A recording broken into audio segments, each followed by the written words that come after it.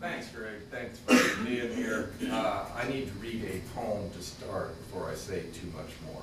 This is called Dakota, 1933.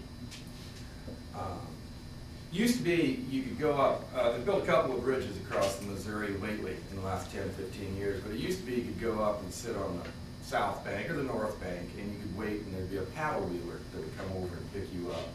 And that was always a lot of fun. Dakota, 1933. Now, since the Corps of Engineers built the bridge, it's just across the river, a fast Thursday night trip to the university town's downtown slam.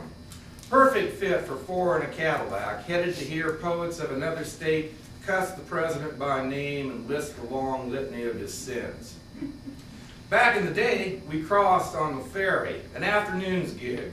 While we waited by the closed bar and bait, the paddle wheeler struggled across the current of the only unditched stretch this side of far Montana toward our raised red flag. And when we ferried back across the wide and wild water, the pilot, back in country just that year, told of running off the bribe-extorting corpsman with a 30-30 from the wheelhouse. More guns than poems then. But it's the wind, strong enough to flap a stiff hat brim in the 50-degree January night that makes tonight's trip historical.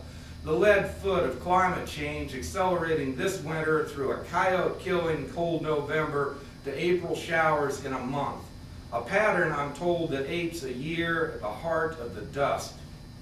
Except for the vintage of the cars, it could be South Dakota in '33, a town named for a French color, the color named for a western sky. We pull in at sundown, some savage scent in the street air. How hard must wind or roar blow before we begin to club each other down in the streets?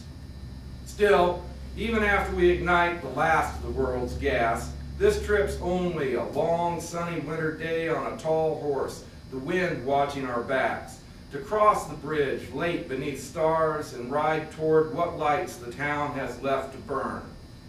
And later, when all the dams have silted in or washed out, and that span too has crumbled, a man or some species will float us all on a different ferry just across the river to the other side.